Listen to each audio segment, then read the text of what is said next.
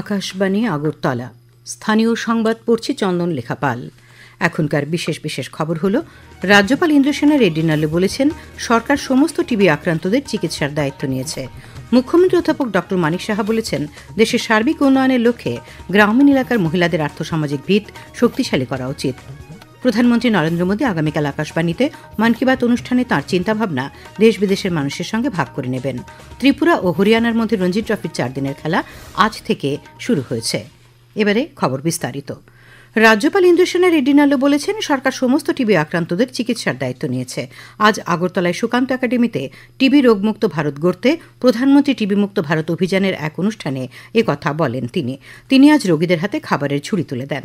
Rotary ক্লাবের সহযোগিতায় NEEPCO 200 জন TB রোগীকে 6 মাসের জন্য খাদ্য সামগ্রী দিয়ে সাহায্য করার উদ্যোগের প্রশংসা করেছেন রাজ্যপাল। তিনি বলেন টিবি রোগীদের চিকিৎসার জন্য রাজ্য সরকার ভালো কাজ করছে। टीबी को निकालने के लिए डॉक्टर के पास गए तो दवा देते हैं।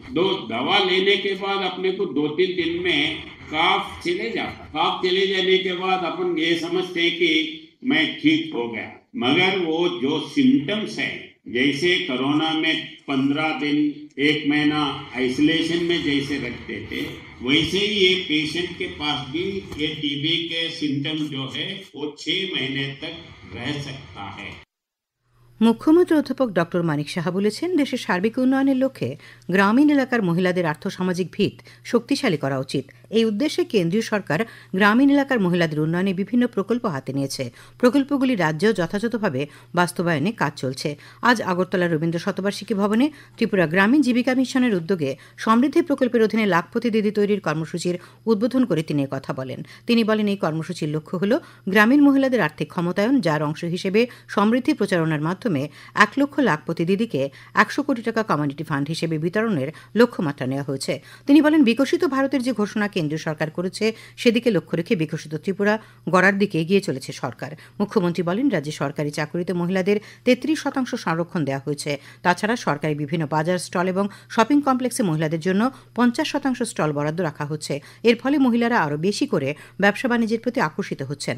তিনি বলেন সারা রাজ্যে মোট 1,77,987 জন মহিলা এবং মেয়েকে সামাজিক সুরক্ষা পেনশন প্রকল্পের আওতায় আনা হয়েছে। দক্ষতা বৃদ্ধি এবং কর্মসংস্থানের জন্য সমাজ কল্যাণ ও সমাজ শিক্ষা দপ্তর থেকে 45 জন নির্বাচিত মহিলা ও মেয়েদের ড্রাইভিংয়ে প্রশিক্ষণ দেওয়া হয়েছে। মুখ্যমন্ত্রী মাতৃপুষ্টি উপহার প্রকল্পে 21,551 জন মহিলাকে সহায়তা করা হয়েছে। প্রধানমন্ত্রী মাতৃবন্দনা যোজনায় 1,42,759 জন মহিলাকে সহায়তা দেওয়া হয়েছে। যারা গ্রামীণ এলাকায় মহিলারা আছেন সেখানে তাদের যে দারিদ্র বিমোচন করার যে চেষ্টা সেটা টার্গেট নিয়েছে। তো সেটা করতে গেলে ত্রিপুরা রুরাল লাইভলিহুড মিশন তারাও কিন্তু এই মিশন আমাদের আরডি ডিপার্টমেন্ট সেই কাজটা করছে। আমরা এখানে ক্লাস্টার স্তরের ফেডারেশন, প্রডিউসার গ্রুপ, আবার নন ফার্ম কালেকটিভ ইত্যাদি তৈরি করা হয়েছে। গ্রাম স্তরের যারা স্বনির্ভর দল এবং বিভিন্ন যে মহিলাদের নেতৃত্বাধীন সংগঠন এই কর্মসূচির মধ্যে কিন্তু নেওয়া হয়েছে। আজকের এই অনুষ্ঠানে উপস্থিত ছিলেন গ্রাম উন্নয়ন দপ্তরের সচিব অভিষেক সিং, ত্রিপুরা স্টেট কোঅপারেটিভ ব্যাংকের চেয়ারম্যান নাগাধিরাজ দত্ত, ত্রিপুরা গ্রামীণ জীবিকা মিশনের সিইও তড়িৎকান্তি চাকমা প্রমুখ। আগামীকাল থেকে আগরতলা পশ্চিমবঙ্গের বাগডোগরা বিমানবন্দরের মধ্যে সরাসরি বিমান চলাচল শুরু হচ্ছে। এই রুটে সপ্তাহের প্রতিদিন বিমান চালাবে ইন্ডিগো বিমান সংস্থা। আগরতলা বিমানবন্দরের সহকারী জেনারেল ম্যানেজার হাওকিম জেম্পু জানিয়েছেন বাগডোগরা ছাড়াও আগামী 28 অক্টোবর থেকে সপ্তাহের প্রতি মঙ্গল ও শুক্রবার আসামের শিলচর এবং আগরতলা রুটে পুনরায় বিমান চলাচল শুরু হচ্ছে। এ নিয়ে আগরতলার সঙ্গে দেশের 10টি স্থানে বিমান সংযোগ চালু হচ্ছে। আগরতলা থেকে ইতিমধ্যে কলকাতা, দিল্লি, ইম্ফল, বেঙ্গালুরু, হায়দ্রাবাদ, ডিব্রুগড়, গুয়াহাটি ও চেন্নাইয়ের মধ্যে বিমান পরিষেবা রয়েছে। বিমানবন্দরের সহকারী জেনারেল ম্যানেজার জানান বিমানযাত্রী পরিষেবার নিরিখে অর্থাৎ যাত্রীর স্বাচ্ছন্দ্যের সূচক অনুযায়ী আগরতলা এমবিবি বিমানবন্দর সারা দেশে 10ম স্থানে রয়েছে। মুখ্যমন্ত্রী অধ্যাপক ড মানিক সাহা বলেছেন স্বাস্থ্য পরিকাঠামো উন্নয়নের ফলে রাজ্যের স্বাস্থ্য পরিষেবার প্রতি মানুষের আস্থা বেড়েছে। আজ আগরতলা সরকারি মেডিকেল কলেজের অডিটোরিয়ামে 2 দিনব্যাপী ইন্ডিয়ান অ্যাসোসিয়েশন অব প্যাথোলজি ও মাইক্রোবায়োলজি উত্তর পূর্বাঞ্চল চ্যাপ্টারের 34তম বার্ষিক সম্মেলনে তিনি কথা বলেন।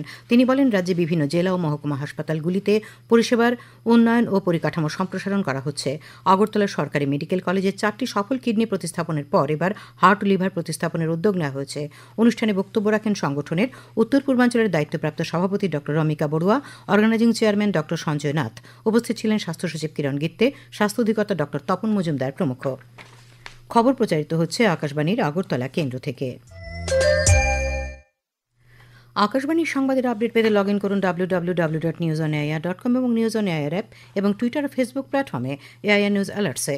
ইউটিউবে লক্ষ্য রাখুন নিউজ অন এয়ার অফিসিয়ালে। এছাড়া আকাশবাণী আগরতলার সংবাদের আপডেট পেতে দেখুন টুইটার বা এক্স হ্যান্ডেলে আকাশবাণী নিউজ আগরতলা, ফেসবুকে এআইআর নিউজ আগরতলা এবং ইউটিউবে আকাশবাণী নিউজ আগরতলা। প্রধানমন্ত্রী নরেন্দ্র মোদী আগামীকাল আকাশবাণীর মন কি বাত অনুষ্ঠানে তাঁর চিন্তাভাবনা দেশ বিদেশের মানুষের সঙ্গে ভাগ করে নেবেন। এটি হবে মন কি বাতের ১২৭তম পর্ব।